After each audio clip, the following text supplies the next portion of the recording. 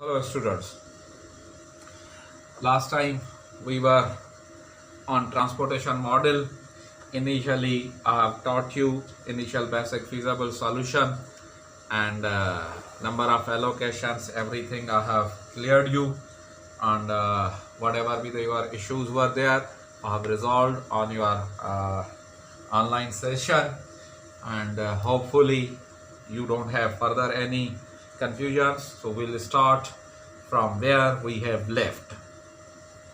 So this was the table via northwest corner rule we developed, and after use and v's, after you can say non-basic and basic variables, we found such values and everything you have in your. तो यहाँ से हम आगे बढ़ते हैं कि ये आपका जो वैल्यूज लास्ट टाइम आई थी हमारी via non basic variables, x13 is equal to 5, x14 is equal to 3, x21 is equal to -8, x31 is equal to -4, x32 is equal to -1, x33 is -1.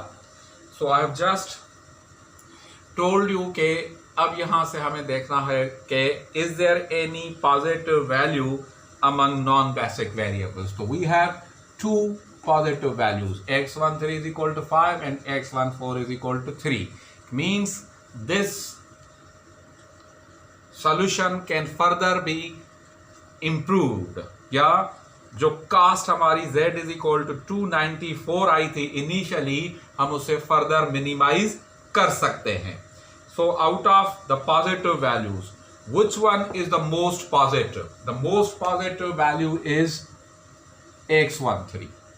So x13 से हम start करेंगे.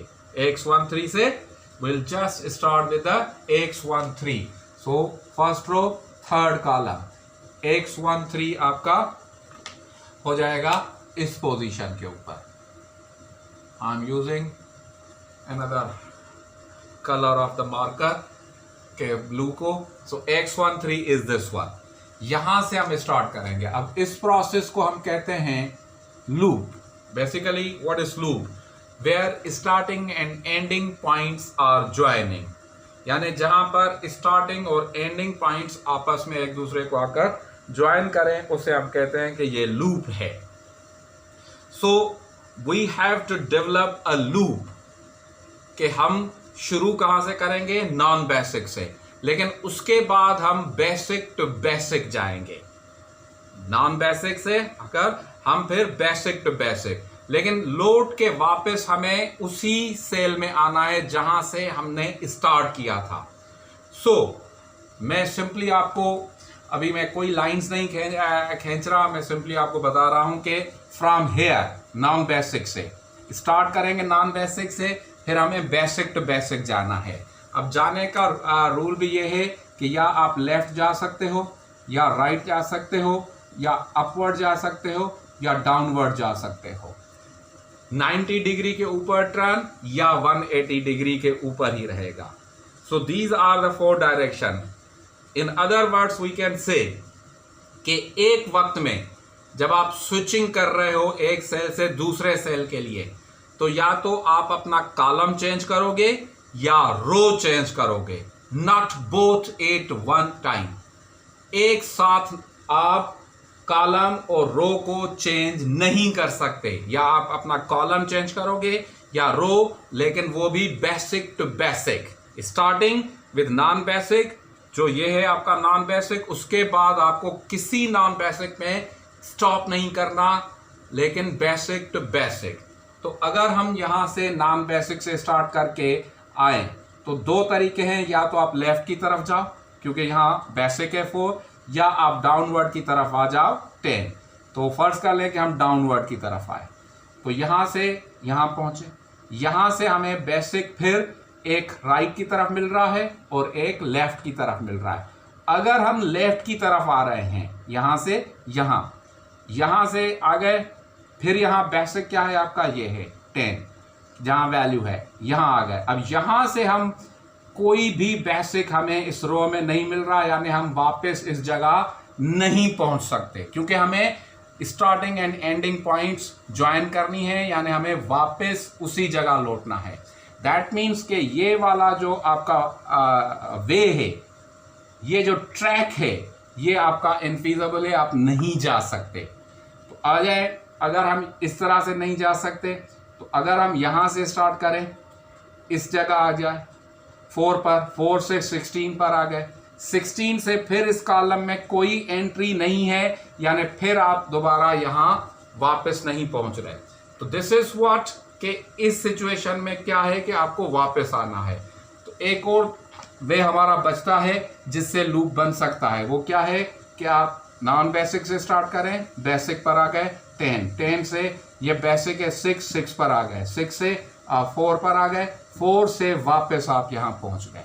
सो this is what is called loop.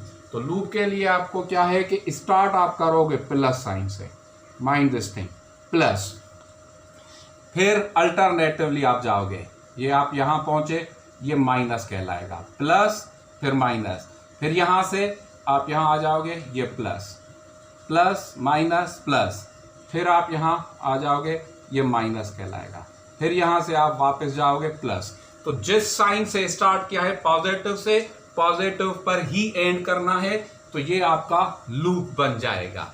This is called your loop, कि जहां starting and ending points join हो रही हैं। अब ये जो 4 सेल्स हैं, 1 2 3 4, लूप के अंदर हमारे 4 सेल्स आए हैं, यानी इन 4 सेल्स की हमें न्यू वैल्यूज मालूम करनी पड़ेंगी। इन अदर वर्ड्स, मैंने लास्ट टाइम भी आपको बताया था कि एक एंटरिंग सेल होगा और एक आपका लीविंग सेल होगा। तो एंटरिंग तो सीधी सी बात है कि X13 जो मैक्सिमम है वो एंटरिंग हो जाएगा, क्योंकि वो पॉजिटिव आ रहा है। अब हमें डिसाइड करना है लीविंग सेल का, कि लीविंग सेल क्या होगा। तो नॉर्मली लीविंग सेल आपका हो जाएगा जो 0 के ऊपर आ जाएगा। तो कैसे आएगा 0? I'll just show you कि किस तरह से फिर इस चीज को कैलकुलेट करना है, या लूप की वैल्यूज को कैसे कैलकुलेट करना है। ऑलरेडी प्लस माइनस आप लोगों ने लगा दी हुई है बाय रूल, तो इस वजह से उसी हिसाब से हम जाएंगे और आगे का कैलकुलेट करेंगे। तो आगे कैलकुलेट क्या करना है आपको, यहां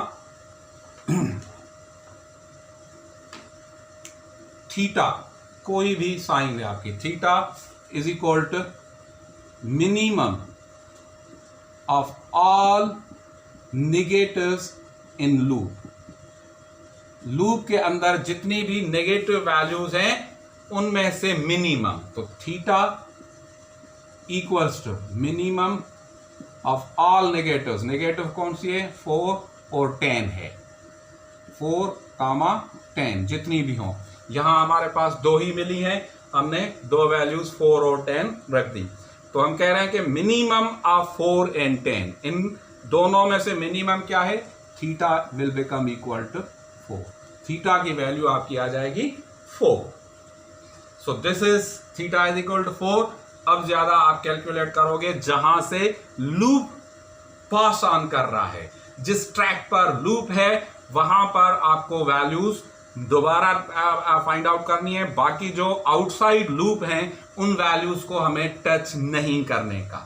सो कैसे है? अब हम आ रहे हैं कि हमारा पहला जो सेल है जहां से लूप गुजर रहा है वो ये है suppose.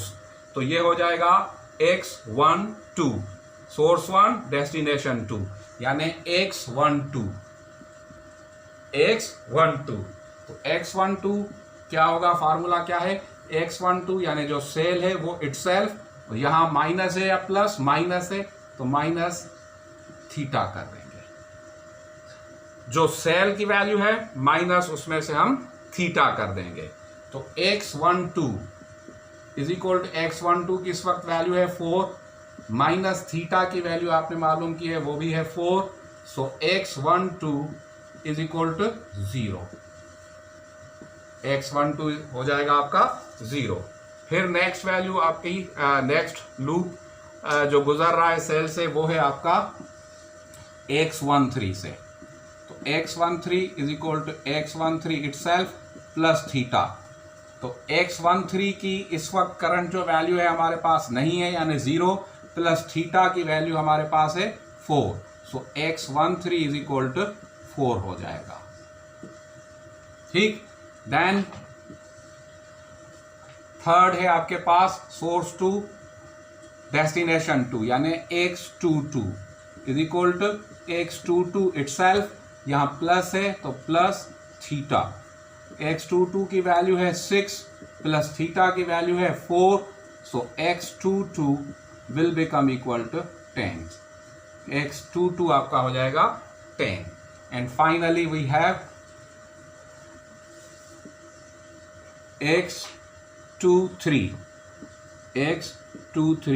Is equal to x23 minus है वहां पर, so theta, x23 minus theta, तो x23 क्या है इस वक्त 10 माइनस थीटा क्या है 4, so x23 value will become equal to 6। ये आ गई आपके पास न्यू वैल्यूज। इन सब में देखें तो x12 इज 0, यानी ये आपका लीविंग सेल हो जाएगा, ये आपका लीविंग सेल, और जो x13 था ये एंटरिंग सेल कहलाएगा आपका। ठीक, अब आप लूप के नोट कर लिया होगा होपफुली, इसको मैं मिटा दूंगा, आपको नया टेबल बनाना पड़ेगा, so will just go with the new table. आपको नया टेबल बनाना होगा पूरा का पूरा, और मैं यहाँ पर आप लोगों के लिए न्यू टेबल न्यू वैल्यूज के हिसाब से, x12 0 है तो हम नहीं रखेंगे, x13 ये 4 हो जाएगा, सॉरी मैं ब्लैक पेन अब इस्तेमाल करूँ मार्कर, ये आपका 4 हो जाएगा, then x22 will become equal to 10 और x23 will become equal to 6। ये आ जाएंगी आपकी न्यू वैल्यूज। न्यू वैल्यूज रखने के बाद भी आप देखें 16 प्लस 4 20 आपकी सप्लाई पूरी है, 10 6 16 प्लस 4 20 आपकी सप्लाई पूरी है, 10 डिमांड की तरफ आ जाएं, वही 16 वही 10 4 प्लस 6 10 4 प्लस 10 14 आपकी डिमांड सप्लाई वही एक्यूरेटली बिल्कुल आ रही है। सो दिस इज व्हाट, यहाँ आप लोगों ने ऑलमोस्ट समझें कि एक इटरेशन मालूम की है, सिर्फ आखिरी एक चक्कर रहता है कि z की वैल्यू हमें मालूम करनी है, वही उसके बाद यानी आपने फर्स्ट इटरेशन कंप्लीट कर दी। होपफुली कि this loop and values must be very much clear to you people, so let's come and calculate the z।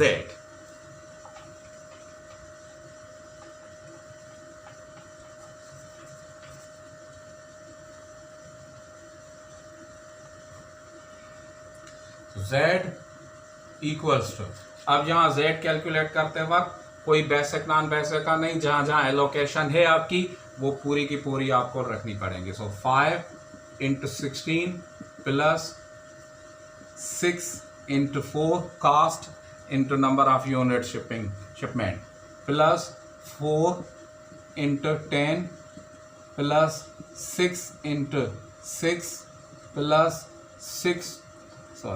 6 into 4 and finally 7 into 10. So this will become equal to 80 plus 24 plus 40 plus 36 plus 24 plus 70. तो z equals to क्या हो जाएगा 0 plus 4 10 10 10 plus 4 14 1 carry 8 10 10 and 3 13 13 plus 4 17 17 19 19 plus 8 27. Z is equal to 274. So now just observe, जो हमने start किया था problem, that was over there, the cost Z was 294 और यहाँ हम उसे 274 पर ले आए हैं। स्टिल हमारी जो सप्लाई एंड डिमांड है वो फुलफिल हो रही है, so we have minimise the cost. अब ये कास्ट देखने में तो आपको 20 लग रही है, लेकिन एट द प्रोडक्शन लेवल ये बहुत बड़ी कास्ट होती है जब हमारा काम उसी में हो रहा है, क्योंकि ये थाउजेंड्स ऑफ रुपीज हो सकती है, ये मिलियंस ऑफ रुपीज हो सकती है, कुछ भी हो सकता है। तो कहने का मकसद है कि इवन हमने 1 रुपए का भी फर्क किया, किया कि हमने कास्ट को मिनिमाइज किया है और हमारी सप्लाई एंड डिमांड जो है वो इस वक्त भी पूरी है। इस वजह से z इज इक्वल टू 274 हमारी कास्ट मिनिमम हो गई। अब this is can not be the minimum और can be the minimum, we are not sure about this one.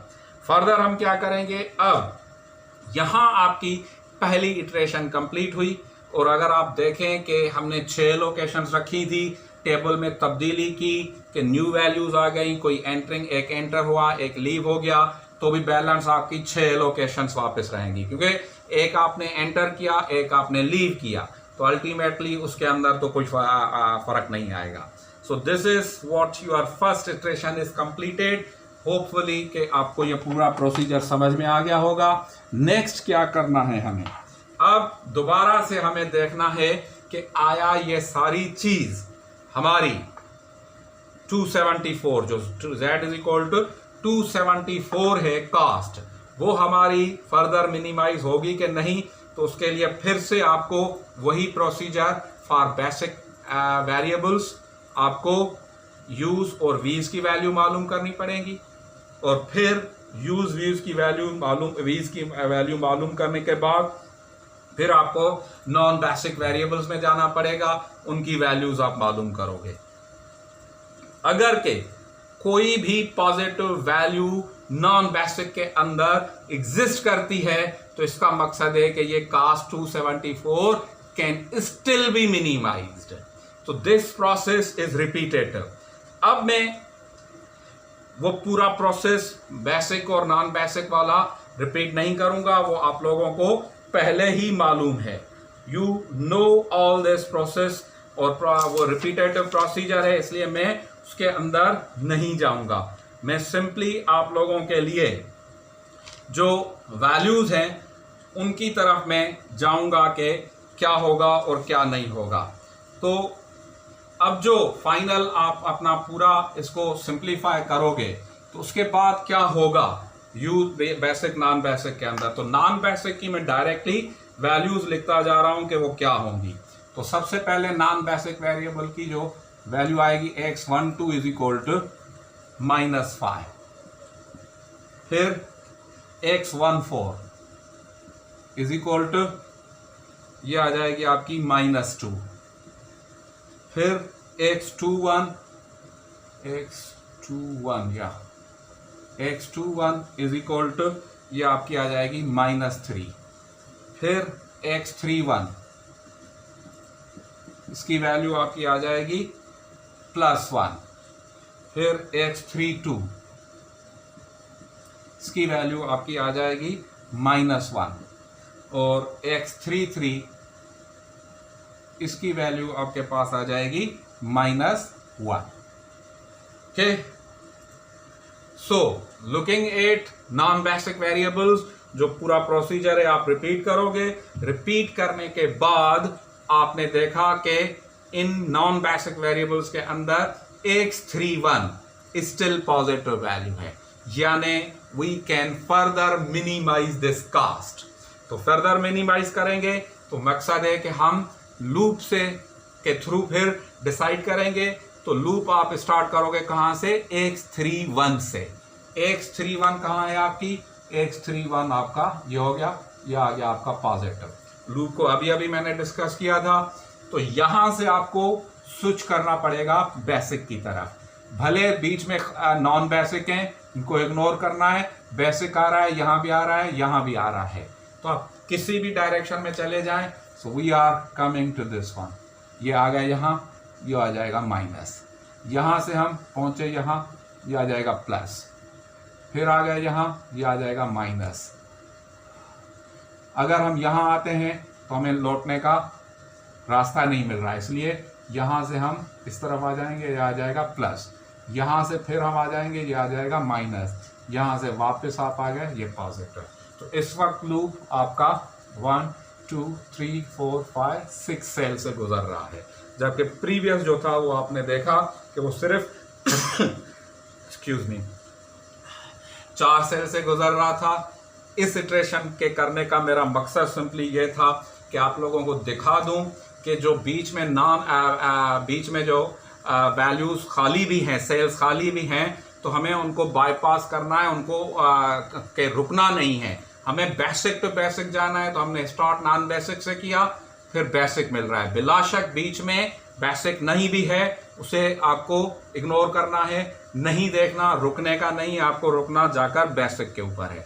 तो यहाँ फिर से आपके पास बेसिक बेसिक बेसिक, फिर यहाँ देखें ये खाली था, उसको हमने बाईपास किया, बेसिक, फिर यहाँ खाली था लेकिन इग्नोर करके हम यहाँ अवॉइड करके हम यहाँ पहुँच गए। सो this is what the loop is, कि आप दोबारा जहाँ से स्टार्ट किया था वहीं पर वापस पहुँच गए।